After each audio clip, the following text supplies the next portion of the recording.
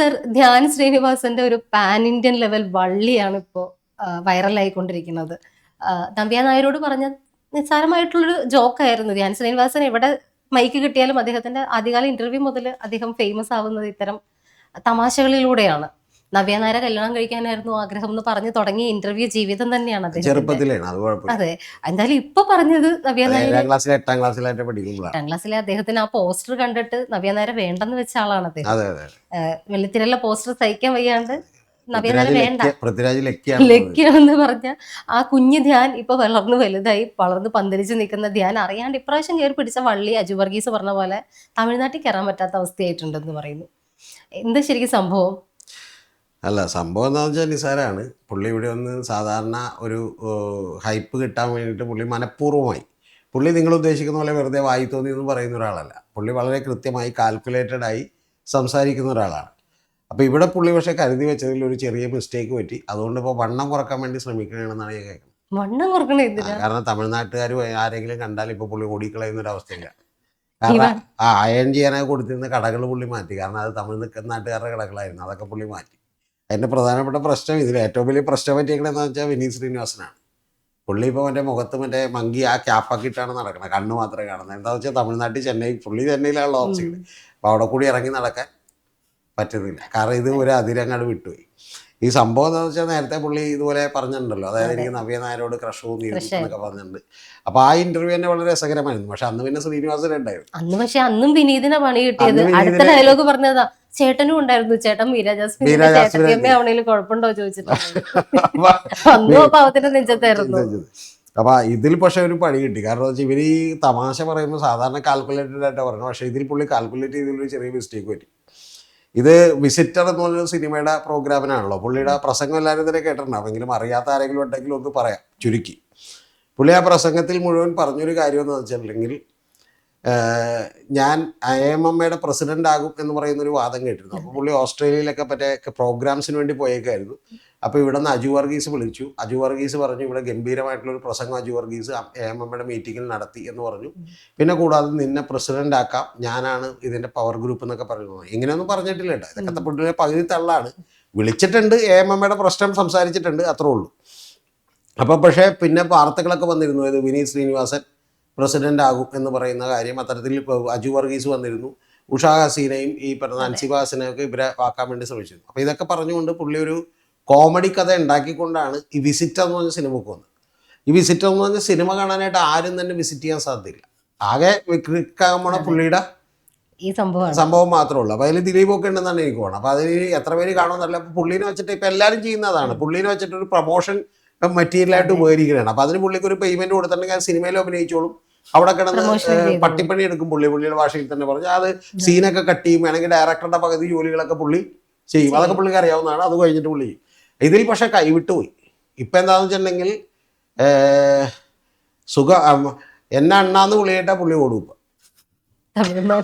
അതിൻ്റെ പ്രശ്നം എന്താണെന്ന് വെച്ചാൽ പുള്ളി കമന്റ് പറഞ്ഞെങ്കിൽ ആളുകളൊക്കെ പറയുന്ന കമന്റ് മാത്രമല്ല, 2 കമന്റുകൾ വന്നു. ഒന്നെന്താണെന്നറിയാമോ? ഒന്ന്, ഇത് പ്രസംഗിച്ചുകൊണ്ടിരുന്നപ്പോൾ പുള്ളി പറഞ്ഞു, ആദ്യം IMMയുടെ പ്രസിഡന്റ് ആവുക, അത് കഴിഞ്ഞൊരു 10-15 കൊല്ലം കഴിയുമ്പോൾ CM ആകാനായിട്ടൊരു ബേബി സ്റ്റെപ്പ് എന്നുള്ളതിലേക്ക് ഇതെടുക്കാമെന്ന് പറഞ്ഞു. അവിടെ വരെ കുഴപ്പമില്ല. പക്ഷെ അത് കഴിഞ്ഞിട്ട് പുള്ളി പറഞ്ഞതെന്ന് വെച്ചാൽ, വിജയൊക്കെ പണ്ട് ചെയ്ത പോലെ കുറച്ച് ചാരിറ്റിയൊക്കെ എന്ത് ചെയ്യും, ആളുകളെ കണ്ണിൽ പൊടിയിടാൻ വേണ്ടി കുറച്ച് ചാരിറ്റിയൊക്കെ ചെയ്യാവുന്നു. അതാണ് ഏറ്റവും കൂടുതൽ വിഷയമായിട്ടുള്ളത്. മനസ്സിലായി? ഞാനിപ്പോൾ കഴിഞ്ഞ ദിവസം നോക്കുമ്പോൾ മനോരമ ഓൺലൈനിൽ, ഹിന്ദുസ്ഥാൻ ടൈംസിൽ, NDTVയിൽ, ഇങ്ങനെ നാഷണൽ ന്യൂസ് പേപ്പറിലെല്ലാം ഇത് കിടക്കുന്നുണ്ട്. കൂടാതെ TVK മാപ്പ് പറയാൻ പറഞ്ഞിട്ടുണ്ട്. കുറേ യൂട്യൂബേഴ്സും ബാക്കിയുള്ളതൊക്കെ നമ്മളുടെ അണ്ണനെ ഈ പറയുന്ന പോലെ കളിയാക്കുന്നോടാ, നീ ഇവിടെ കാലുകുത്തൂല എന്നൊക്കെ പറഞ്ഞേക്കണല്ലോ. ആസിഫ് കാലുകുത്താതെ കൈകുത്തി കിടക്കേണ്ടി ഓടിച്ചത്. അപ്പോൾ അതിന്റെ പ്രശ്നം എന്ന് വെച്ചാൽ പുള്ളി ഈ ഡയലോഗ് കിട്ടും. ഈ ഡയലോഗ് തന്നെ അവിടെ സഹിക്കാൻ പറ്റില്ല. ഒന്നാമത്തെ കാര്യം എന്ന് വെച്ചാൽ, നമ്മുടെ ഇവിടുത്തെ രാഷ്ട്രീയം പോലെയൊന്നും അല്ലല്ലോ. ഇവിടെ ശരിക്കും പറഞ്ഞപ്പോൾ നേതാവിന് മറ്റേ കിഡ്നി വേണം, വൃക്ക വേണം എന്നൊക്കെ പറഞ്ഞാൽ കൂടെ നിൽക്കുന്ന PA പോലും കൊടുക്കൂല. അവിടെ അങ്ങനെയല്ല. അവിടെ MGR ഇതൊക്കെ വേണമെന്ന് ഇപ്പോൾ 1 ലക്ഷം പേരെ കൊടുക്കാൻ മനസ്സിലായി, അവൻ ജീവൻ കൊടുക്കും. മനസ്സിലായി? അതാണ് അതിന്റെ കാര്യം. അപ്പൊ അങ്ങനെ ഒരു തമിഴ്നാട് എന്ന് പറയുന്ന സ്റ്റേറ്റ് അവിടെയാണ്. അതായത് നമ്മുടെ ഇവിടെ മറ്റേ വായിട്ടടിക്കുന്ന പോലെ അവിടെ കൊണ്ട് വായിട്ടടിക്കാൻ പറ്റൂല. മനസ്സിലായി? അവന് ജയിലൊക്കെ അവന് പുല്ലാണ്. അവൻ വന്ന് ജയിലിൽ അവന് സുഖമായിട്ട് 3 നേരം ഫുഡ് കിട്ടും, പുറത്ത് അത്ര കിട്ടത്തില്ല. അപ്പൊ അതുകൊണ്ട് ഫുഡ് കൊടുക്കണ്ടെന്നാക്കിയിട്ടുണ്ട് വിജയ്. കൊടുക്കണമെന്നൊക്കെ ഉണ്ട്. അത് പുള്ളി പറഞ്ഞ അവൻ സിമ്പിൾ ഫുഡ് കൊടുത്താൽ മതി, ഹെൽത്തി ഫുഡ് സ്കൂളിൽ കൊടുക്കണമെന്നാണ്. അതിലും ആ കമന്റിലും പുള്ളി ഇതിനു മുമ്പ് ഒരു കമന്റ് പറഞ്ഞിട്ടുണ്ട്. കാരണം ഈ പ്രോഗ്രാമിൽ തന്നെ ഇറങ്ങിയപ്പോൾ ചോദിച്ചപ്പോഴത്തേക്കും വിജയ് ചെയ്യുന്ന പോലെ നിങ്ങൾ ചോദിച്ചപ്പോ എല്ലാം ഞാൻ ചെയ്യൂല, അത് ഇവിടെ കേരളത്തിന് നാണക്കേടായിരിക്കും എന്നാ പുള്ളി പറയുന്നത്. അങ്ങനെ ഒരു കമന്റ് കൂടി പറഞ്ഞിട്ടുണ്ട്. എല്ലാം ഞാൻ വിജയ് ചെയ്തൂല്ല എന്ന് പറഞ്ഞിട്ടുണ്ട്. അതവിടെ നിൽക്കട്ടെ. ഏറ്റവും മേജർ കമന്റ് എന്താണെന്നറിയാം, പുള്ളി താങ്കൾ പറഞ്ഞ പോലെ ഈ പണ്ട് പറഞ്ഞ മറ്റേ ക്രഷിന്റെ കേസുമായിട്ട് ബന്ധപ്പെട്ട് ഓപ്പോസിറ്റ് നിൽക്കുമ്പോൾ നവ്യ നായർ നിൽക്കുന്നുണ്ട്. അപ്പൊ നവ്യ നായരെയും കൂടി കൂട്ടി ഇണക്കിക്കൊണ്ട് പുള്ളി ഒരു സ്പോട്ട് കോമഡി അങ്ങ് അടിച്ചു. ആ കോമഡി എന്ന് വെച്ചാൽ പുള്ളി പ്രിപ്പയർ ചെയ്തെന്നാണ്. അപ്പൊ അതിൽ നവ്യനെ കൂടി കണക്ട് ചെയ്തു. നവ്യനെ കണക്ട് ചെയ്ത് എന്താ കണക്ട് ചെയ്തതെന്ന് പറഞ്ഞിട്ടുണ്ടെങ്കിൽ, ഞാൻ അങ്ങനെ CM ആകുമ്പോൾ നിങ്ങള് മറ്റേ സാരി ഉടുത്ത് ഫ്രണ്ട് നിരയിൽ കണ്ണിൽ ഈറണഞ്ഞ് ഇരിക്കുന്നുണ്ടാവില്ല എന്നാണ് ചോദിച്ചത്. എന്ന് പറഞ്ഞാൽ അത് ആരെ ഉദ്ദേശിച്ചാണെന്ന് എല്ലാവർക്കും മനസ്സിലായി. ആരെയാണ്? തൃശ്ശേനെ ഉദ്ദേശിച്ചിട്ടാണ്. തൃശ്ശേനെ ഉദ്ദേശിച്ചാണ് പറഞ്ഞതെന്നുള്ളതിന് ഇനി അടുത്ത അബദ്ധം നവ്യ നായർക്കും പറ്റി. നവ്യ നായർ സ്റ്റേജിൽ കയറിയിട്ട് പറഞ്ഞാൽ ഞാൻ ഉറപ്പായിട്ടും ഉണ്ടാവും, വൈറ്റ് സാരിയിൽ പച്ച ബോർഡറുള്ള സാരിയിൽ ഡയമണ്ട് നെക്ലേസ് അണിഞ്ഞ് ഞാൻ ഫ്രണ്ടിൽ തന്നെ ഇരിക്കുന്നുണ്ടാവും, എനിക്കൊരു സീറ്റ് ഉണ്ടാവില്ല എന്ന് വെച്ച് എന്ന് പറഞ്ഞാൽ അതോടുകൂടി ക്ലാരിറ്റി ആയി. മറ്റത് ഞാൻ അങ്ങനെയൊന്നും ഉദ്ദേശിച്ചില്ലെന്ന് പറഞ്ഞേക്കാനുള്ള ലെവലും വിട്ട്. പിന്നെ തമിഴ്നാട്ടിലൊരു രീതി എങ്ങനെയെന്നറിയാവും, അവരിപ്പോൾ സത്യം പറഞ്ഞാൽ തൃശ്ശയെ കാണുന്നത് അവരുടെ വലിയ നേതാവിൻ്റെ ആളായിട്ട് തന്നെയാണ് അവർ എന്ത് ചെയ്യുന്നത്, കാണുന്നത്. പുറമേ പറഞ്ഞിട്ടുണ്ടെങ്കിലും ഇല്ലെങ്കിലും. ഇതിന് മുമ്പ് ഒരു സംഭവമുണ്ട്. ഈ വിജയ് നേതാവാകണമെങ്കിൽ തൃശ്ശയുടെ വീട്ടിൽ നിന്ന് ഇറങ്ങണമെന്നും പറഞ്ഞൊരു BJP അവിടുത്തെ BJPയുടെ സംസ്ഥാന പ്രസിഡന്റ് ഡയലോഗ് അടിച്ചിരുന്നു. ഡയലോഗ് അടിച്ചിട്ടായി അത് പിൻവലിക്കേണ്ടി വന്നു. എന്തുകൊണ്ടാണെന്നറിയാമോ? അത്ര രോഷം ഉണ്ടായി. അതെപ്പോഴാണെന്നറിയാമോ? തെരഞ്ഞെടുപ്പിന് മുമ്പ്. പക്ഷേ ഇപ്പം അവിടുത്തെ സിറ്റുവേഷൻ എന്താണെന്നറിയാമോ? ഇപ്പം അവിടുത്തെ സിറ്റുവേഷൻ എന്ന് പറഞ്ഞാൽ വിജയ് ബാക്കിയുള്ള AIDMKയുടെ ഒക്കെ ആളുകൾ രാജിവെച്ച് പുള്ളിയോടൊപ്പം ചേരും. കാരണം എന്താണെന്നറിയാമോ? പുള്ളിയുടെ സീറ്റാന്ന് മതി എന്നുണ്ടെങ്കിൽ അപ്പം അവിടെ ആള് ജയിക്കും. കാരണം മറ്റേ ഇത് കൂടിയൊക്കെയാണ് ചെയ്തേക്കണം. വിജയ് ഫാൻസ് കൂടുകയാണ് ചെയ്തേക്കണം. പുള്ളി സ്കൂളിൽ ഒരാളോട് കയറണമെന്ന് പറഞ്ഞു, സ്കൂളിൽ പൊളിറ്റിക്സ് ഇല്ലെന്ന് പറഞ്ഞു. അതുപോലെ തമിഴ്നാട്ടിൽ ഒരാൾ പോലും സ്കൂളിലേക്ക് മറ്റേ ബർത്ത്ഡേ പാർട്ടിക്ക് സ്കൂളിൽ ചെന്ന് ആഘോഷിക്കുന്നു. ഒരു പരിപാടിക്ക് ചെല്ലരുത്, അക്കാഡമിക് ആയിട്ടുള്ള പ്രോഗ്രാംസിനല്ലാതെ അങ്ങോട്ട് കയറരുതെന്ന് പറഞ്ഞു. ഇപ്പൊ നമുക്കറിയില്ല പറയുന്ന അടുത്തൊരു കാര്യം എന്ന് പറഞ്ഞാൽ, നിങ്ങൾ ഒരു ഇടിച്ച് ഹോസ്പിറ്റലായി വണ്ടി ഇടിച്ചോ എന്തെങ്കിലും അപകടത്തിലോ ഹോസ്പിറ്റലായാൽ മരണപ്പെട്ടാൽ പിന്നെ ബില്ല് കൊടുക്കണം എന്ന് പറഞ്ഞാൽ ബില്ല് ഗവൺമെന്റ് കൊടുക്കുമെന്ന് പറയണം. മനസ്സിലായി? അത് വലിയൊരു കാര്യമല്ല. കാരണം പിന്നെ ഗവൺമെന്റ് കൊടുക്കുമ്പോൾ ഒരു കാര്യം കൂടെ ഉണ്ട്, വെറുതെ എടുത്ത് ICUവിൽ കിടത്തിയെന്നൊന്നും പറഞ്ഞ് ബില്ലടിക്കാൻ പറ്റില്ല, അന്വേഷണം വരും. അപ്പൊ 2 ദിവസം മരിച്ചു കഴിഞ്ഞ് വെന്റിലേറ്ററിൽ ICUവിൽ ഇട്ടിട്ട് വെന്റിലേറ്റർ ഇട്ടു എന്നൊക്കെ പറഞ്ഞ് ICU മേടിക്കാൻ പറ്റില്ല. അപ്പൊ അതുകൊണ്ട് ഇനി ആക്സിഡന്റ് പറ്റിയാലും ചെന്ന് മരണപ്പെട്ടിട്ടുണ്ടെങ്കിൽ നിങ്ങൾ എന്ത് ചെയ്യേണ്ട, ഒരു ബില്ല് പോലും അടക്കണ്ട. വളരെ ചെറിയ എമൗണ്ടേ വരുള്ളൂ. മനസ്സിലായി? പിന്നെ മൂന്നാമത്തെ കാര്യം എന്ന് പറഞ്ഞാൽ, കൂടെയുള്ള മന്ത്രിമാരൊക്കെയാണെന്ന് അറിയാലോ. വലിയ മന്ത്രിമാരൊക്കെയാണ്. ആര്? Santiago Martin. അയാൾ 500 കോടി രൂപയാണ് DMK കൊടുത്തത് സംഭാവന. 1000 കോടി രൂപയാണ് BJP കൊടുത്തത്. അയാളുടെ മകളുടെ ഭർത്താവ്, അതായത് ഡെയ്സി എന്ന് പറയുന്ന അയാളുടെ മകളുടെ ഭർത്താവ് ആദവ് അർജുനൊക്കെയാണ് മന്ത്രിസഭയിൽ ഇരിക്കുന്നത്. മന്ത്രിമാരുടെ എല്ലാവരുടെ ഒരു കാര്യം പറഞ്ഞു, കേരളത്തിൽ നടപ്പാക്കിയിട്ടില്ല. എന്താണെന്നറിയാമോ പറഞ്ഞേക്കണ കാര്യം? എന്താ വെച്ചാൽ ഗവൺമെന്റ് ആണല്ലോ ഇവരുടെ ചികിത്സാ ചെലവൊക്കെ എടുക്കണം. ചെലവെടുക്കൂല. ചെലവെടുക്കണമെങ്കിൽ ഗവൺമെന്റ് ഹോസ്പിറ്റലിൽ പോയി.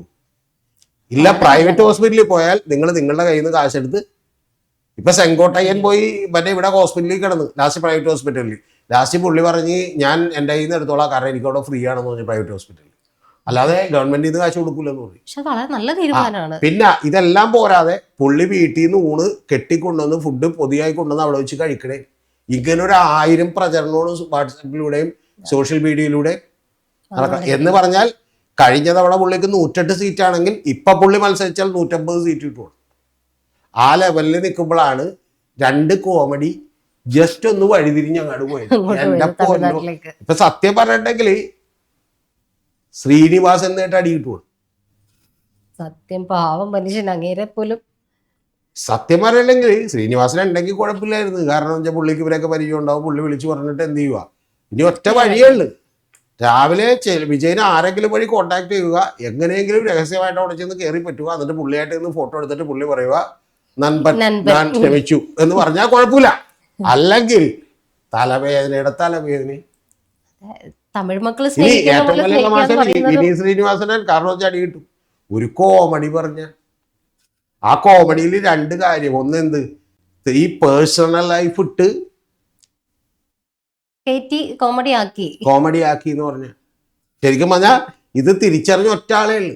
അതാരാന്നറിയാമോ? അജു വർഗീസ്. അജു വർഗീസ് പ്രോഗ്രാം കഴിഞ്ഞപ്പോൾ തന്നെ പറഞ്ഞു ഇനിയിപ്പോൾ തമിഴ്നാട്ടിലേക്ക് കയറാൻ പറ്റില്ല, ഒരൊറ്റ വഴിയുള്ളു, എൻ നൻപൻ അവന് പൈത്യമാണെന്ന് പറഞ്ഞു. ഇനിയിപ്പോ 2 വഴിയുള്ളൂ. ഒന്നില്ലെങ്കിൽ പുള്ളി വിജയനെ കണ്ടിട്ട് എന്ത് ചെയ്യുക, മാപ്പ് പറയാ, ലേലു വല്ലു പറഞ്ഞിട്ട് വിജയനൊപ്പം നിന്ന് ഇട്ടിട്ട് എന്താണ് നമ്മ ആള് ജോക്ക് ചൊല്ലി ചെയ്താല് അതൊന്നും കാര്യമായിട്ട് എടുക്കേണ്ടെന്ന് വിജയ് പറയണം. മനസ്സിലായ? അവന്റെ ഇവന്റെ പ്രൊട്ടക്ഷൻ, ഇവന്റെ പാതുകാപ്പ് എന്നൊക്കെ പറഞ്ഞ് എന്തെങ്കിലും ഡയലോഗ് അതുപോലെ എന്ത് ചെയ്യണം, അടിക്കണം. അപ്പൊ അതല്ലെങ്കിൽ ഇപ്പൊ ഇത് തലവേദനയാവും. സത്യം പറഞ്ഞിട്ടുണ്ടെങ്കിൽ ഞാൻ ഈ തമാശ പറഞ്ഞല്ല, ഇവിടെ പോലും വിജയ് ഫാൻസ് ഉണ്ട്. വിജയുടെ മറ്റേ പടം മറ്റേ ഈ ലിസ്റ്റിൻ സ്റ്റീഫൻ 6 കോടിക്ക് എടുത്തിട്ട് ഏതാണ്ട് 28 കോടിയോ 30 കോടിയായിട്ട് ഇവിടുന്ന് കളക്ഷൻ കിട്ടിയത്. ഇവിടെ പോലും വിജയ് ഫാൻസ് ഉണ്ട്. നമ്മുടെ ഇരിക്കുന്ന മുറിക്കകത്ത് പോലും ഉണ്ട്. അപ്പൊ വിജയ് ഫാൻസ് അവിടെ വിജയ് വലിയ തരംഗം. പിന്നെ തമിഴ്നാട്ടിനെ കുറിച്ച് ഈ ധ്യാൻ ശ്രീനിവാസനൊക്കെ ചേർന്ന് ഡാവിട്ടടിക്കണ പോലെ മറ്റേ കഥ അറിയാൻ പാടില്ല. അവിടെ MGR മരിച്ചു പോയപ്പോ MGRന്റെ വിധവയായിട്ടുള്ള ജാനകിക്കല്ല ആളുകൾ കൂടെ നിന്ന് മറ്റേ ബോഡി ആ വണ്ടി കയറാൻ നോക്കി അവരെ മുടിക്കുത്ത് പിടിച്ച് താഴേക്ക് വലിച്ചിട്ടതാണ് അത് ജയലളിത. എന്നിട്ട് ജയലളിത പിന്നെ അവിടെ അമ്മായി. മനസ്സിലായ? ഏത് ഇവിടത്തെ MMA അല്ല, ധ്യാനുണ്ടാക്കൽ ഇവിടുത്തെ MMA ആണ്. അത് കുഴപ്പമില്ല, അത് കൂട്ടത്തിലാണ്. എന്ത് വേണമെങ്കിലും പറഞ്ഞിട്ട് എന്ത് ചെയ്യാ, പോകാനായിട്ടടിയോ കുഴപ്പമൊന്നുമില്ല. മറ്റതല്ല. പിന്നെ അവിടെ ഉള്ളവർക്ക് ആത്മാർത്ഥത ഇത്തിരി കൂടും. ഇവിടെ നമ്മൾ പേടിക്കാനില്ല. മറ്റേ എന്താണെന്ന് വെച്ചാൽ എത്ര വലിയ നേതാവാണെങ്കിലും എന്താണെങ്കിലും ശരി, ഒരു കണ്ണോ കിഡ്നിയോ ഒക്കെ ചോദിച്ചാൽ അവനപ്പം തന്നെ സ്ഥലം വിടും. ഉറപ്പായിട്ടും വിടും. മനസ്സിലായി? അവന് ഈ 10 കോടി രൂപ കൊടുക്കാന്ന് പറഞ്ഞാൽ അവൻ സ്ഥലം വിടും. അവൻ പൈസ പറയാം, ശരി നിന്റെ ഒപ്പം നിന്നപ്പോൾ എനിക്ക് അറിയാമായിരുന്നു പേര്. അതേസമയം മറ്റവിടെ അതുപോലെയല്ല. അതുകൊണ്ട് സത്യം പറഞ്ഞാൽ പാലക്കാട് പോലും പോയി നിൽക്കണ പോലും, പാലക്കാട് ഷൊർണൂർ ഭാഗത്ത് ഷൂട്ടിംഗ് ഉണ്ടെങ്കിൽ പോലും ശ്രദ്ധിക്കണേ. ശരിക്കും ഈ ഡയലോഗ് കേട്ടപ്പോ ഞാൻ പറയണത് ആദ്യം തന്നെ ധ്യാനോട് പറയണത്, ഞാൻ ബോഡി ഷേപ്പിംഗ് ഒന്നും നടത്തണല്ലോ. എനിക്ക് വണ്ണമുള്ള ഒരാളാണ്, എനിക്ക് ഉടവരുള്ള ആളാണ്. അതുകൊണ്ട് എനിക്ക് അങ്ങനെ കോംപ്ലക്സ് ഒന്നുമില്ല. പക്ഷെ ഞാൻ പറയണത് ഡെയിലി ഒരു 6 കിലോമീറ്റർ ഓടുന്നതെന്നായിരിക്കും. കാരണം എന്ന് വെച്ചാൽ ഇപ്പൊ വേറെ അല്ലാതെ ഇപ്പൊ നമ്മള് മറ്റേ നെഞ്ചിൻ പിരിച്ച് മറ്റേ ജഗതി പണ്ട് പറഞ്ഞ പോലെ മറ്റേ ആന മതവിളക് വരുമ്പോഴത്തേക്കും നെഞ്ചിൻ പിരിച്ച് പേക്കറൊന്നവളെ പോലെ ഫ്രണ്ടിൽ വന്ന് നിൽക്കുന്നതല്ല. അത് വിവേകമില്ലായ്മയാണ്, അല്ലാതെ ധൈര്യമില്ലെന്ന് പറഞ്ഞു എന്ന് പറഞ്ഞ പോലെ ഇത് ധൈര്യമല്ല. അല്ല, ഞാൻ ഈ ഡയലോഗ് കേട്ടപ്പോ ആദ്യം വിചാരിച്ചത് ശരിക്കും തമിഴ്നാട്ടിൽ നല്ല പ്രശ്നം വിചാരിച്ചത്. ഞാൻ എങ്ങനെ വീട്ടിൽ കയറുമെന്ന് ഞാൻ വിചാരിച്ചത്. സ്വന്തം വീട്ടില് ചെന്ന് കഴിയുമ്പോഴത്തേനും എന്തായാലും പള്ളിപ്പെരുന്നാളായിരിക്കും ഞാൻ വിചാരിച്ചത്. അതൊന്നും കുഴപ്പമില്ല. കാരണം ഇത് വെറുതെ വായിട്ടടിച്ചാണെന്നോ അല്ലാതെ നബിയോട് ഇപ്പൊ അങ്ങനെ ഒരു ക്രഷൊന്നും എന്തില്ല. ഇല്ല, നബിയുടെ മകന് തന്നെ ഈ പ്രായമായി നോക്കി എന്ത് ചെയ്യാം. അതൊക്കെ ശരിക്കും പറഞ്ഞാൽ വീട്ടിൽ പറഞ്ഞിട്ടായിരിക്കും വന്ന വീട്ടിൽ പറഞ്ഞിരുന്നെങ്കിൽ ഒന്ന് ഒരു സ്ക്രിപ്റ്റ് വർക്ക് ആയിരുന്നെങ്കിൽ ഒന്ന് തിരുത്താനുള്ള സമയം ആരെങ്കിലും അറ്റ്ലീസ്റ്റ് ഒരു അജുവിനോടെങ്കിലും ഒന്ന് പറഞ്ഞിരുന്നെങ്കിൽ അജു ചിലപ്പോൾ തിരുത്തി കൊടുത്താൽ. പിന്നെ വീട്ടുകാർക്കൊക്കെ ചെറിയ പേടിയുണ്ട് തന്നെ. എന്താണെന്ന് വെച്ചാൽ ഭാര്യക്കൊക്കെ പേടിയുണ്ട്. കാരണം വെച്ചാൽ അടുത്ത മീറ്റിങ്ങിന് വന്നിട്ട് ഇത് പറഞ്ഞതിന് ശേഷം ഭാര്യ എന്നെ മറ്റേ ചട്ടുകത്തിന് അടിച്ചെന്നൊക്കെ പറഞ്ഞാൽ അത് ചെയ്തില്ലെങ്കിലും ചിലപ്പോൾ പറയാം. അപ്പൊ അതുകൊണ്ട് ഈ അമ്മയുടെ കഥയും ബാക്കിയുള്ളതൊക്കെ പറയണ പോലെ പറയും. അപ്പൊ അങ്ങനെ പറഞ്ഞേക്കോന്ന് പറയുന്ന ഇപ്പൊ എന്നോടൊക്കെ നിരവധി ആളുകൾക്ക് ടെൻഷൻ ഉണ്ട്. ആളുകളുടെ വിചാരം വെച്ചാൽ ഞാനിങ്ങനെ എന്തോ ഓപ്പണായിട്ട് ചിലപ്പോ എന്ത് ചെയ്യുന്നതാണ് ഞാനങ്ങനെ പറയാറൊന്നുമില്ല. അവരുടെ ബോധോട് പറയണം. ഇപ്പൊ കഴിഞ്ഞൊരു ചർച്ചയിൽ എന്റെ കുടുംബത്തിണ്ടായ ഒരു കാര്യം ഞാൻ പറഞ്ഞിട്ടുണ്ട്. എന്താ വെച്ചാൽ എന്റെ ഫാമിലികളിൽ കിടക്കണ്ടായ ഒരു ചെറിയ സ്ഥലം അടിച്ചു മാറ്റൽ കഥയുമായിട്ട് ബന്ധപ്പെട്ട് പറഞ്ഞു. ഞാനത് തമാശക്ക് പറഞ്ഞതാ. ഇവിടെ സത്യം പറഞ്ഞ ഞാനും മരണ വീട്ടിൽ ചെന്നപ്പോൾ അവിടെയുള്ള ആളുകളെല്ലാം പറഞ്ഞു നിങ്ങളൊരു കഥ പറഞ്ഞിട്ടില്ലേ, അത് ഞങ്ങളെല്ലാവരും കണ്ടിട്ട് അത് ശരിയാണ്. അപ്പൊ ഞാൻ തമാശക്ക് പറഞ്ഞാൽ ഇല്ല, സത്യോട് നിങ്ങൾ പറഞ്ഞു എന്റെ ബന്ധുക്കളെ കുറിച്ച് ഞാൻ പറഞ്ഞ. അപ്പൊ അത് സത്യോട് എന്തിട്ടുണ്ട് നമ്മളിതൊക്കെ പറഞ്ഞിട്ട് മറന്നു പോണേ ഉള്ളൂ. അല്ലെങ്കിൽ നമ്മളതൊന്നും വലിയ കാര്യമായിട്ട് മനസ്സിൽ വെച്ചിട്ടില്ല. അതുകൊണ്ട് ഇത് ശരിക്കും പറഞ്ഞാൽ ധ്യാന്റെ കോമഡി ഉത്സവിന് ചെറുതായിട്ടൊരു സമാധാനമായി. ശരിക്കും പറഞ്ഞാൽ ധ്യാൻ കസറിക്കൊണ്ടിരിക്കണേ. ധ്യാൻ നല്ല ആളാണ്. ധ്യാനിന്റെ ഇന്റർവ്യൂ ഒക്കെ കാണാൻ നല്ല രസമാണ്. അതിലൊന്നും തെറ്റൊന്നുമില്ല. പിന്നെ കുറച്ച് ഓവറായിട്ടുള്ള എക്സാജറേഷനും കാര്യങ്ങളൊക്കെ ഉണ്ടാവും. അത് കുഴപ്പമില്ല, ആളുകൾ എൻജോയ് ചെയ്യുന്നതിനും കുഴപ്പമില്ല. പക്ഷെ ധ്യാനോട് പറയാനുള്ളതെന്ന് പറഞ്ഞാൽ ധ്യാൻ ഇതൊക്കെ പറയുമ്പോൾ ശ്രദ്ധിക്കണം. തമിഴ് മക്കളെ ഈ അമ്മയും ആ അമ്മയും തമ്മിൽ കാണാൻ പോകരുത്. നമ്മളെ ചില കാര്യങ്ങൾക്ക് വലിയ അപകടമുണ്ട്. നമ്മൾ ഇവിടെ നിന്നിട്ട് എന്തെങ്കിലും ഡയലോഗ് കിട്ടുമെന്ന് വെച്ചു, നമ്മൾ ഗൾഫിൽ പോകണേ അല്ലെങ്കിൽ വേറെ എവിടെയെങ്കിലും പോകണേ, ഇവിടുത്തെ ഡയലോഗ് വെച്ചാൽ അവിടെ പരാതി കൊടുത്ത് അവിടെ അറസ്റ്റ് ചെയ്യും. ഏത് മതപരമായ ചില കാര്യങ്ങൾക്കൊക്കെ മനസ്സിലായോ? നമ്മുടെ ഈ മറ്റേ കരിമ്പും കാല എന്ന് പറഞ്ഞിട്ട് ഒരാൾ ചർച്ചയ്ക്ക് വേണ്ടി വരും. വേണ്ട, മറ്റേ ഒരു പുള്ളി പുള്ളി ശരിക്കും പറഞ്ഞാൽ ചർച്ചയ്ക്ക് വന്നിട്ടാണ് മറ്റേ മെത്രാൻ ഒരു പരിവഴിക്കാക്കിയത്. കാരണം ഇയാളുടെ ചർച്ച കേട്ട് കേട്ട് ആദ്യം സംശയം ഉണ്ടായിരുന്ന ആളുകൾക്ക് ഇയാൾ വല്ല കളവെന്തെങ്കിലും ചെയ്തിട്ടുണ്ടാകുന്നത് എന്ത് ചെയ്ത്. പക്ഷെ ഇയാൾ പള്ളിക്കാർക്ക് വേണ്ടി മെത്രാനൊക്കെ വേണ്ടി വാഹോരാത്രം വാദിച്ചപ്പോഴത്തേക്കും എന്ത് സംഭവിച്ചു, കുറച്ച് കഴിയുമ്പോൾ ആളുകൾക്ക് മനസ്സിലായി ഇത് പുള്ളി പ്രശ്നക്കാരനാണ്, മനസ്സിലായ. അല്ലെങ്കിൽ കരിമ്പുങ്കാലേക്ക് വന്ന് ഇതുപോലെ അപ്പൊ ശരിക്കും പറഞ്ഞാൽ അങ്ങനെ ഒരാളാണ്. ഞാൻ കണ്ടിട്ടില്ല. അത് മാത്രമല്ല പുള്ളിനെയൊക്കെ ബാധിക്കാൻ പറഞ്ഞു വിട്ടെ. ഇപ്പൊ ശരിക്കും പറഞ്ഞാൽ നമ്മൾ കള്ളൻ അല്ലെങ്കിൽ പോലും നമ്മൾ കള്ളനാണെന്ന് ആളുകൾ വിചാരിക്കും. നമുക്ക് വേണ്ടി പുള്ളി ബാധിക്കണാണ്. എതിരാണെങ്കിൽ കുഴപ്പമില്ല. സത്യത്തിൽ ഞാനൊക്കെ വിചാരിച്ചിട്ടുണ്ട് പുള്ളിനെയൊക്കെ നമ്മൾ കാശും കൊടുത്ത് എതിരായിട്ട് പറയിപ്പിക്കണം. അപ്പൊ ആളുകൾക്ക് മനസ്സിലാവും നമ്മൾ നല്ലതാണ്. അപ്പൊ പുള്ളി പണ്ടൊരു കഥ പറഞ്ഞിട്ടുണ്ട്. പുള്ളി ഈ ചാനലിൽ തന്നെ ഇത് പറയുന്നത്. അപ്പൊ പുള്ളി മുസ്ലിം സമുദായം അങ്ങനെ മറ്റേ ഫണ്ടമെന്റലിസ്റ്റ് അവർക്കൊക്കെ എതിരായിട്ടാണല്ലോ പുള്ളി പറഞ്ഞത്. അപ്പൊ എതിരായിട്ടൊക്കെ പറഞ്ഞുകൊണ്ട് പുള്ളി പറഞ്ഞു, ഞാൻ പണ്ടൊരിക്കൽ ഗൾഫ് കൺട്രീസിൽ വെച്ച് ഒരു തവണ ഒരുത്തൻ്റെ അടുത്ത് മുഹമ്മദ് എന്ന് പറഞ്ഞു പോയി. അപ്പൊ ഞാനെന്തോ അവന്റെ പേര് വെറുതെ പറഞ്ഞു അവനുണ്ടാക്കിയ പുകിൽ എനിക്ക് ഇപ്പോഴും ഓർമ്മയുണ്ട്. എന്നിട്ട് ലാസ്റ്റ് ഞാൻ ഒരു കണക്കിന് അവിടെ നിന്ന് രക്ഷപ്പെട്ടത് ചെയ്ത് പറയുന്നുണ്ട്. അപ്പൊ അതേപോലെ ഓരോരോ കെടികൾ എന്ത് ചെയ്യും. ഇപ്പൊ ജോസഫ് മാഷ തന്നെ പുള്ളി അറിഞ്ഞുകൊണ്ടൊന്നും ചെയ്തല്ല അത്. ഏത് പേരിട്ടത് മാറിപ്പോയി. പുള്ളിയുടെ വളരെ കഷ്ടകാലത്തിന് ഒരു പേരിട്ടത് മാറിപ്പോയി. അതൊരു പെങ്കൊച്ച് എഴുന്നേറ്റ് ചോദിച്ചതിന്റെ പിറ്റേ മണിക്കൂർ മുതൽ ശരിക്കും വന്നിട്ടുണ്ടെങ്കിൽ മറ്റേ നമ്മുടെ ഇവരെടുത്ത് എന്ത് ചെയ്തു, മറ്റേ റിപ്പോർട്ടർ TV എടുത്ത കാട് മറ്റേ ഫ്ലാഷ് ഷൂസ് അടിച്ച് തകർത്ത് അടിച്ച്. ശരിക്കും പറഞ്ഞ ഒരു വികാരം ഇല്ലാതെ ആദ്യം കേട്ടവന് പോലും മൂന്നാമത്തെ തവണ കേൾക്കുമ്പോൾ ഒരു വികാരം വന്നേ നമ്മൾ അപമാനിച്ചാന്നൊക്കെ എന്ത് ചെയ്തു. എന്നിട്ട് ആ പാവം പുള്ളി പാലക്കാട് എങ്ങാണ്ട് പോയി ലോഡ്ജിലൊക്കെ താമസിച്ചു. ഒന്ന് ആലോചിച്ച് നോക്കി. കൈ വെട്ടി മാറ്റിയതും അതിനുശേഷം ഭാര്യയുടെ ആത്മഹത്യയും എല്ലാം എന്താ ഒരു ജീവിതം അങ്ങ് വഴി മാറിപ്പോയി. അതുകൊണ്ടേ നാക്കും വാക്കും എന്നൊക്കെ പറയുന്നത് വളരെ വളരെ വാക്കും അല്ല, കൈവിട്ട ആയുധവും വാവിട്ട വാക്കും. ഇത് ശരിക്കും പറഞ്ഞാൽ ശ്രീനിവാസൻ ഉണ്ടായെങ്കിൽ കുഴപ്പമില്ലായിരുന്നു. കുഴപ്പമില്ലായിരുന്നു പറഞ്ഞാൽ ശ്രീനിവാസനാണെന്ന് പറയുമ്പോൾ ഇപ്പൊ വിജയ്ക്കും അറിയാം, എല്ലാവർക്കും അറിയാം. ഇവൻ അല്ലെങ്കിൽ ഇവ രജനീകാന്തിനൊക്കെ ഇപ്പോഴും ധ്യാൻ രജനീകാന്തിനെ കണ്ടിട്ട് രജനീകാന്ത് വിളിച്ചു പറയുന്നതാണ് വിജയ് ഇങ്ങനെ ഒരു കാര്യമുണ്ട്, കാപ്പാത്തുങ്കോ എന്ന് പറയുന്നത്. വേറെ വഴിയൊന്നുമില്ല. മനസ്സിലായി. ഇതിന്റെ അടുത്ത പ്രശ്നം എന്താ അറിയാമോ, ഇത് വിജയ് ഇങ്ങനെ പറഞ്ഞില്ലെങ്കിൽ താങ്കൾ ഉദ്ദേശിക്കണ പോലെയല്ല. നമ്മൾ അവിടെ ചെന്നിരിക്കുമ്പോ പോലും ഉണ്ടല്ല ഏത് സമയത്തും കിട്ടാം. വഴി കൂടിയൊക്കെ പോകുമ്പോഴേ കരിക്ക് വെട്ടണവരൊക്കെ ഉണ്ടാവും. ഒന്നാമത്തെ വണ്ടിയിൽ വാക്കത്തിരിക്കണേ. അപ്പൊ ഒരു തമാശക്ക് തോന്നിയാ മതി. മാസ്ക് വെച്ചോണ്ട് പോകുമ്പോ പിന്നെ മറ്റേ കൈയൊക്കെ വെട്ടിയിട്ട് പിന്നെ കോമഡി പറഞ്ഞിട്ട് കാര്യമില്ല. മനസ്സിലായി. ഈ യൂട്യൂബുകാരൊക്കെ രക്ഷപ്പെട്ട് അവരൊക്കെ സ്ഥലം മേടിച്ച് ധ്യാനം വെച്ച് കാശുണ്ടാക്കി. പാവം ധ്യാനം. അതുകൊണ്ട് ഞാൻ പറയണത് ഒന്ന് ഇങ്ങനെയുള്ള കാര്യങ്ങൾ പറയുമ്പോഴത്തേക്കും എന്ത് ചെയ്യണം, ശ്രദ്ധിക്കണം. അത് രണ്ടാമത്തെ കാര്യം എന്ന് പറഞ്ഞാൽ അവരുടെ കുടുംബത്തിന്റെ കാര്യമാണെന്നേ, അവരുടെ വീട്ടിന്റെ കാര്യമാണ്, അവരുടെ ഒരു പേഴ്സണലി അവർക്ക് അത്ര അറ്റാച്ച്മെന്റ് ഉള്ളൊരു കാര്യമാണ്. ശരിക്കും പറഞ്ഞാൽ വിജയ് അവിടെ ഇരിക്കണ്ടെങ്കിൽ ഒരു കുഴപ്പമില്ല. വിജയ് ഇപ്പൊ ആ സ്റ്റേജിലുണ്ടെങ്കിൽ ഒരു കുഴപ്പമില്ല. പിന്നെ ഇങ്ങനെയുള്ള കമന്റ് പുള്ളി പലപ്പോഴും പറയാറുണ്ട്, അതൊന്നും കുഴപ്പമില്ല. ഇപ്പൊ ദിലീപിനെതിരെ പുള്ളി ഇതുപോലെ തന്നെ പറഞ്ഞിട്ടുണ്ട്, ഞങ്ങള് കുഴപ്പമില്ല, നമ്മള് സ്റ്റേഷനിൽ കയറുവാണെങ്കിൽ ദിലീപേട്ടം ഇറങ്ങിക്കോളൂ എന്ന് പറഞ്ഞാൽ അതിന്റെ ഉദ്ദേശം എന്താന്ന് മനസ്സിലായി ഞങ്ങൾക്ക്. ദിലീപേട്ട വലിയ സ്വാധീനമുള്ള ഒരാളാണ്, ഒരു കേസിൽ നിന്ന് ഊരിപ്പോന്നില്ല എന്നാണ് മനസ്സിലായത്. അത് മനസ്സിലായില്ലേ, അതാണ്. പിന്നെ ദിലീപ് അന്തിച്ചിരിക്കണേ, കാരണം 85 ദിവസം പുള്ളി അകത്ത് കിടന്നിട്ടൊരു ആക്ക് ഉറക്കാൻ പറ്റിയില്ല. 85 ദിവസം മനസ്സിലായി. ഇവിടെ ഏറ്റവും വലിയ കുറ്റം ചെയ്താൽ പോലും 14 ദിവസം റിമാൻഡ് ചെയ്യുമ്പോൾ പുറത്തേക്ക് ഇത് പുള്ളി വിട്ടില്ല. എന്നിട്ട് പുള്ളി 85 ദിവസം കഴിഞ്ഞാണ് ഇവരെ ഇറക്കുന്നത്. എന്ത് ചെയ്യണത്? അടുത്ത ഡയലോഗ് കൂടി പറഞ്ഞു, ദിലീപേട്ടനാണ് പവർ ഗ്രൂപ്പ് എന്ന് വിചാരിക്കുന്നത്, പവർ ഗ്രൂപ്പ് അജുവാണ് എന്ന് പറഞ്ഞാൽ പവർ ഗ്രൂപ്പ് ദിലീപാണെന്ന് മനസ്സിലായി. കൺട്രോൾ ചെയ്തിരുന്നു. അതുപോലെ ഒരു കാലത്ത് പുള്ളിയുടെ ഒരു അവസ്ഥ കാര്യം ശരി, പുള്ളി ഒരു കുറ്റം ചെയ്ത ഒരാളാണ് അല്ലെങ്കിൽ അങ്ങനെ വിചാരിക്കുന്ന ഒരാളാണ്, അതൊക്കെ അവിടെ നിൽക്കട്ടെ.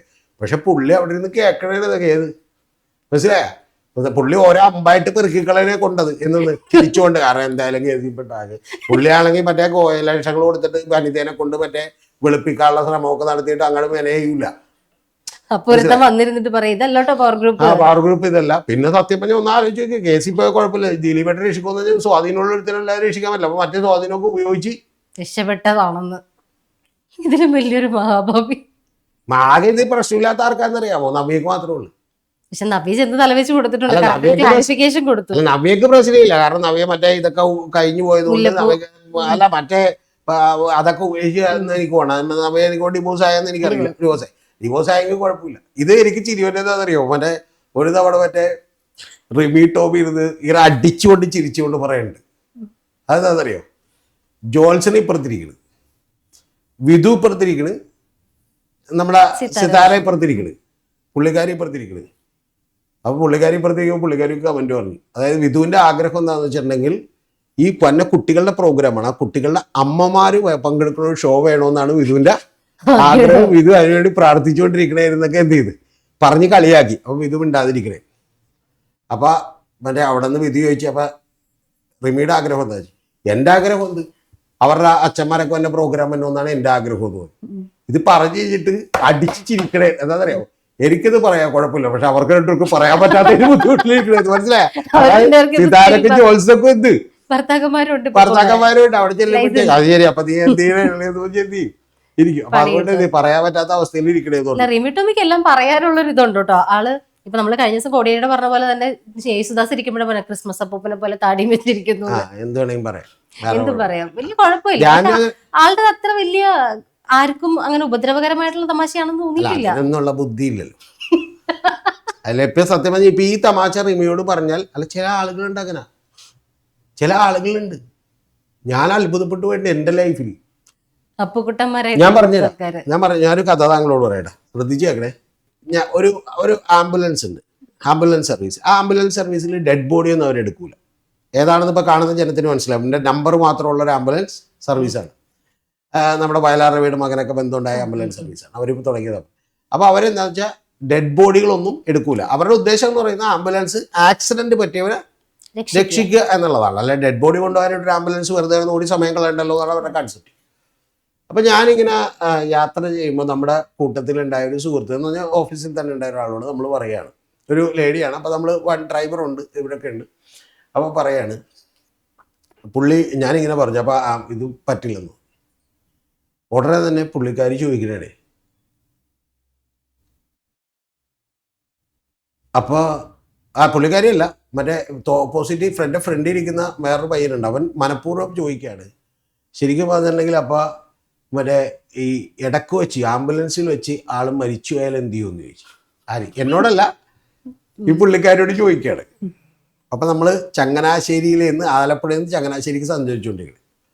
അപ്പം ഞാനിങ്ങനെ പോയപ്പോഴത്തേക്ക് ഞാൻ പറഞ്ഞു, പുള്ളിക്കാരി ഗൗരവത്തിൽ വയ്ക്കണം. അപ്പം ഞാൻ പറഞ്ഞു, അങ്ങനെ ഇപ്പം നമ്മൾ ഈ പോണ വഴിക്കുണ്ടല്ലോ, ഇവിടെ വെച്ചാണ് സംഭവിച്ചതെങ്കിൽ ആംബുലൻസ് തകഴിയിൽ നിർത്തിയിട്ട്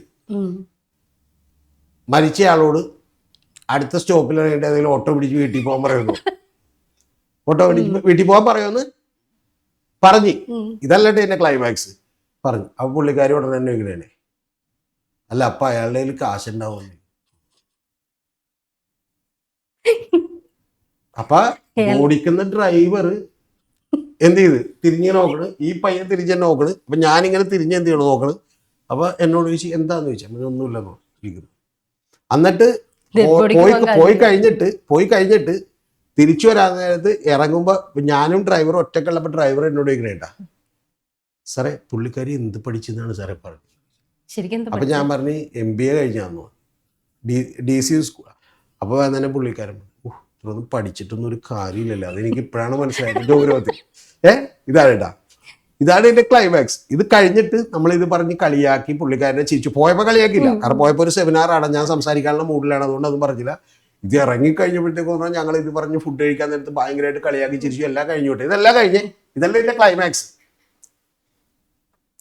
ഇത് കഴിഞ്ഞതിന് ശേഷം പുള്ളിക്കാരുടെ അനിയത്തി ഒരു ദിവസം നമ്മുടെ ഓഫീസിൽ വന്നേക്കാണ്. അനിയത്തി MBA ഒക്കെ MCA ഒക്കെ എന്താ തന്നെ പഠിക്കണേണ്, MSc കഴിഞ്ഞ് വന്നേക്കണേണ്. അപ്പം അനിയത്തി വന്നേക്കണേണ്. അപ്പം അനിയത്തി വന്നതിന് ശേഷം അനിയത്തിയോട് നമ്മൾ എന്തെങ്കിലും ഒരു തമാശയൊക്കെ പറയണ്ടേന്ന് വിചാരിച്ചിട്ട് നമ്മൾ ഈ തമാശ ചേച്ചിക്ക് പറ്റിയ കാര്യം ഞാൻ വളരെ ഡീറ്റെയിൽഡ് ആയിട്ട് വൈകുന്നേരം ഫുഡ് കഴിക്കാൻ വേണ്ടിയിട്ട് ചായ കുടിക്കാൻ വേണ്ടി രാത്രി 4 മണി 5 മണിക്ക് 6 മണിക്ക് ഞാൻ കഴിക്കാറിറങ്ങും. പോയിട്ട് ഇതുപോലെ ഓഫീസിൽ 3-4 പേരുണ്ട്, നമ്മൾ കഴിക്കാൻ പോയിട്ട് ഈ അനിയത്തിയോട് പറയണേ. അപ്പൊ നമ്മൾ പ്രതീക്ഷിക്കുന്നത് എന്തായിരിക്കും? ശരിയായിരിക്കും അനിയത്തി. ഞാൻ പറഞ്ഞത് ഇങ്ങനെയല്ല പറഞ്ഞത്, ഈ സംഭവത്തിന്റെ ഇത് പറഞ്ഞ് നിർത്തിയപ്പോ അനിയത്തി എന്നോട് ചോദിക്കണേണ്ട. അനിയത്തി ഒന്നും മിണ്ടിയില്ല, ചിരിയൊന്നുമില്ല. അപ്പൊ നമ്മളാകെ ഒരു തമാശ കൊണ്ട് ഏറ്റില്ലല്ലോ, അപ്പൊ നമ്മളാകെ ഇതായി. അവളൊന്നും മിണ്ടാതിരിക്കുമ്പോഴത്തേക്കും അനിയത്തി 1 മിനിറ്റ് കഴിഞ്ഞ് അനിയത്തി നമ്മുടെ ചോദിക്കണേണ്ട. അല്ല സാറേ, എന്നിട്ട് പുള്ളി എങ്ങനെ പോയി ഇനി ഇതല്ല ഇതിന്റെ ക്ലൈമാക്സ്. ഇതിന്റെ അടുത്ത ക്ലൈമാക്സ് ഉണ്ട്. ഈ ചേച്ചി അപ്പൊ തുള്ളി ചാടി അവിടെ കിടന്ന് അട്ടഹസിച്ച് ചിരിയാൻ. എന്നിട്ട് എന്നോട് ചോദിക്കണേ ചമ്മിപ്പോയാ, ഞാൻ മാത്രമല്ല ഇങ്ങനെ, സാധാരണ ആളുകളൊക്കെ ഇങ്ങനെ ചിന്തിക്കുമെന്ന്. ഞാൻ പറഞ്ഞ അങ്ങനെയില്ല, നിങ്ങളുടെ വീട്ടിലെ ആളുകൾ മാത്രം എന്ത് ചെയ്യും അതെ, ജനറ്റിക്സിന്റെ പ്രശ്നമാണ് ചിന്തിക്കും എന്ന് പറഞ്ഞു. അപ്പോഴും പുള്ളിക്കാർ വിചാരിക്കണ എന്റെ തമാശ പരിചയപ്പെട്ടെങ്കിലാണ്. പക്ഷെ ശരിക്കും പറഞ്ഞാൽ അനിയത്തിക്കും കൂടി ബുദ്ധിയില്ലെന്ന് മനസ്സിലായത്. ചേച്ചിക്ക് മനസ്സിലായിട്ടില്ല, അനിയത്തിക്ക് മനസ്സിലായിട്ടില്ല. അപ്പൊ അതാണ്, അങ്ങനെയുള്ള ആളുകളൊക്കെ ഇവിടെ ഉണ്ട്. ഞാൻ പറഞ്ഞത് ഈ തമാശകൾ എന്ന് പറയുന്നത് കൃത്യമായി ആലോചിച്ച് എന്തുണ്ടാകും എന്ന് വിചാരിച്ച് എന്ത് ചെയ്യാൻ പാടുള്ളൂ, പറയാൻ പറ്റുള്ളൂ. മനസ്സിലായി. ഈ തവണ BJP അവിടെ 4 സീറ്റ് ഉണ്ടായി BJPക്ക്. തവണ ഒറ്റ സീറ്റേ കിട്ടിയുള്ളൂ. അതിന് ഒരു കാരണം എന്താണെന്നറിയാം, അണ്ണാമലേനെ മാറ്റിയിട്ട് ഒരു പുതിയ പ്രസിഡന്റിനെ എടുത്തു. ആ പ്രസിഡന്റാണ് പറഞ്ഞ രാഷ്ട്രീയത്തിലേക്ക് ഇറങ്ങണമെങ്കിൽ ആദ്യം തൃശ്ശയുടെ വീട്ടിൽ നിന്ന് ഇറങ്ങണമെന്ന് പറഞ്ഞു. വിജയ് ആദ്യം എന്നാ തൃശ്ശയുടെ വീട്ടിൽ കയറിയിരിക്കണ പരിപാടി എടുത്തിട്ട് അവിടെ നിന്ന് ഇറങ്ങണമെന്ന് പറഞ്ഞു. പുള്ളി മാപ്പ് പറഞ്ഞു. ഏത് ഇന്ത്യ ഭരിക്കുന്ന പാർട്ടിയുടെ സംസ്ഥാന നേതാവ് പ്രസിഡന്റ് അതുവഴി വരുന്ന നടക്കണമെങ്കിൽ കുറച്ച് ബുദ്ധിമുട്ടാവേ. മനസ്സിലായി. ജയലളിത എന്തായിരുന്നു എന്നൊക്കെ ചോദിച്ചാൽ, ജയലളിത മറ്റേ പഴയ മലയാള സിനിമയിലൊക്കെ വന്ന് മറ്റേ ബാർ ഡാൻസറൊക്കെ ആയിട്ട് എന്ത് ചെയ്തിട്ടുണ്ട്, നിന്നിട്ടുള്ള ആളാണ്. എന്നും പറഞ്ഞ ഐശ്വര്യ നമ്മളെങ്ങാനും ഇപ്പൊ പോലും അവിടെ ചെന്നിട്ട് ബാർ ഡാൻസറായിട്ടിരുന്ന അടിയല്ലേ നമുക്ക് അറിയാന്ന് പറഞ്ഞാൽ കറകുറ്റി അടിച്ച് വിളിക്കും. അതുകൊണ്ട് അമ്മ അമ്മ അമ്മ. ഇവിടെ നമുക്ക് AMM എന്നൊക്കെ വിളിക്കാം, പേടിക്കല്ല. അവിടെ ചെല്ലുമ്പോ എന്താണ് അമ്മ, ഇതാരും ചോദിച്ചാൽ അമ്മ. അല്ലാതെ അവിടെ ചെന്നിട്ട് വർത്താനം പറഞ്ഞ് എന്ത് ചെയ്യും. അപ്പൊ അതുകൊണ്ട് 2 കാര്യം ദാൻ്റെ മുമ്പിലുള്ളു. ഒന്നില്ലെങ്കിൽ ഓട്ടം ഡെയിലി 6 കിലോമീറ്റർ ശരിക്കും പറഞ്ഞാൽ 1 മണിക്കൂർ കൊണ്ടെങ്കിൽ ഓടാവുന്ന വേഗതയിൽ പ്രാക്ടീസ്, അരമണിക്കൂർ കൊണ്ട് ഓടാവുന്ന വേഗതയിൽ പ്രാക്ടീസ് ചെയ്യുക. ഇതിലാകെ ഇപ്പോൾ പെട്ടിരിക്കണ ആരാന്ന് വെച്ചാൽ ധ്യാൻ ശ്രീനിവാസൻ. അല്ലെങ്കിൽ നേരെ പോവാ രജനീകാന്തിനെ കാണുക. രജനീകാന്തിനെ ഇപ്പോൾ ഇവർ വിളിച്ചാലും മതി. വിളിച്ചിട്ട് എന്ത് ചെയ്യുക, വിജയനൊക്കെ ചെന്ന് കാണുക, കണ്ടിട്ട് എന്ത് ചെയ്യുക. ഞാൻ പറഞ്ഞ വേറെ ഒന്നും വേണ്ട, ഒരു ഫോട്ടോ താഴെ എൻ നൻപൻ മതി. ഇവനെ എന്ത് ചെയ്യണം, തമിഴ്നാട്ടിലെത്തിയാൽ ഇവനെ നിങ്ങളെല്ലാവരും സഹോദരനെ പോലെ എന്ത് ചെയ്യണം, നോക്കണം എന്ന് പറഞ്ഞാൽ സംഭവം ക്ലീൻ, കുഴപ്പമില്ല. എന്നാലും ചിലപ്പോൾ കറക്കുറ്റിക്കിട്ടൊക്കെ അടിയിട്ടും, പക്ഷെ വായി വെട്ടിക്കളവില്ല. മറ്റത് അങ്ങനെയല്ല. മറ്റത് എന്ത് ചെയ്യും, മുഖ്യമന്ത്രി കൂടിയാണ് ഈ വിജയ്. അല്ല, ഈ വിജയ് മുഖ്യമന്ത്രി ഒന്നും ആകാതിരുന്നപ്പോഴാണ് 28 അടിയുള്ള കട്ടൗട്ടിന്റെ മുകളിൽ പാലഭിഷേകം ചെയ്യാൻ ഒരുത്തൻ കയറിയിട്ട് കുഞ്ചോടിഞ്ഞൂടി മരിച്ചെന്നാലും. ഇത്രയൊന്നും ഫാൻസ് ഇല്ലാത്ത അല്ലു അർജുന്റെ സിനിമയിൽ മറ്റേ കാണാൻ വേണ്ടി വന്നിട്ടുള്ള ഒരാളാണ് മരിച്ചെന്നിരിക്കണം. കരൂരി എത്ര പേര് മരിച്ചു. ആ മരിച്ചിട്ടുള്ള ആരും വിജയ്ക്ക് വോട്ട് ചെയ്യാതിരുന്നില്ലെന്ന് നമ്മൾ ആലോചിക്കണം. അതായത് സ്വന്തം വീട്ടിലെ ആളുകൾ മരിച്ചിട്ട് പോലും വിജയ്ക്ക് വോട്ട് ചെയ്യാതിരുന്നില്ല. ഞാൻ അന്നേ വീഡിയോ ചെയ്താണ്. ഇതൊന്നും കൊണ്ട് വിജയ് തകരാൻ പോണില്ല വിജയ് വോട്ട് ചെയ്യുന്നത്. കാരണം വിജയ് അവരുടെ വീട്ടിൽ ഓരോരുത്തർക്കും ജോലി കൊടുത്തു. കൂടാതെ 10 ലക്ഷം രൂപ ഗവൺമെന്റ് പ്രഖ്യാപിച്ചപ്പോൾ വിജയ് 20 ലക്ഷം രൂപ കൂടി എക്സ്ട്രാ കൊടുത്തു. ആ വിജയനെ കുറിച്ചാണ് പറയുന്നത്. മറ്റേ ആണവനിലയ ദുരന്തവും വെടിവെപ്പൊക്കെ ഉണ്ടായപ്പോൾ പോലും ഞാൻ ഇപ്പോഴും ഓർക്കണ്ട്, വിജയ് ബൈക്കിൽ ചെന്നിറങ്ങിയിട്ട് ഓരോരുത്തർക്ക് കാശ് കൊടുത്തിട്ടുണ്ട്. അതിനെയാണ് പുള്ളി കളിയാക്കിയിട്ട് എന്ത് ചെയ്യണം, കുറച്ച് ചാരിറ്റി ഒക്കെ ചെയ്ത് അഡ്ജസ്റ്റ് ചെയ്ത് കയറണമെന്ന് പറഞ്ഞിട്ടുണ്ട്. അത് സഹിക്കാൻ പറ്റാത്ത കാര്യമായിരിക്കും. തമിഴ് മക്കളുടെ കൈയുടെ ചൂട് അറിയാണ്ടിരിക്കണം എന്നുണ്ടെങ്കിൽ ധ്യാൻ ശ്രീനിവാസൻ ഉറപ്പായിട്ടും. അതുകൊണ്ട് ധ്യാനോട് നമുക്ക് പെരുത്ത് ഇഷ്ടമാണ് കാര്യം. സിനിമയൊക്കെ പൊട്ടുകയും വളരെ പൊട്ടുകയും മറ്റേ സിനിമയൊക്കെ മറ്റേ മാലപ്പടക്കം പോലെ പൊട്ടുകയാണ് ചെയ്യണമെങ്കിൽ പോലും ഓക്കെ, താങ്കൾ ആരോഗ്യത്തോടെയും സന്തോഷത്തോടെയും കൂടി ഇരിക്കേണ്ടത്, ഇനിയും കോമഡികൾ പറഞ്ഞ് നമ്മൾ രസിപ്പിക്കേണ്ടത് വളരെ ആവശ്യമാണ്. അതുകൊണ്ട് ഇതിൽ കോമഡി മാറ്റി വെച്ചിട്ട് നേരെ ചെന്ന് കാല് പിടിക്കുക, കരയുക, നേരെ എന്ത് ചെയ്യുക, ഫോട്ടോ ഇടുക, രക്ഷപ്പെടുക. അല്ലെന്നുണ്ടെങ്കിൽ കേരളവും തമിഴ്നാടുമായിട്ട് അധികം ദൂരം ഇല്ല.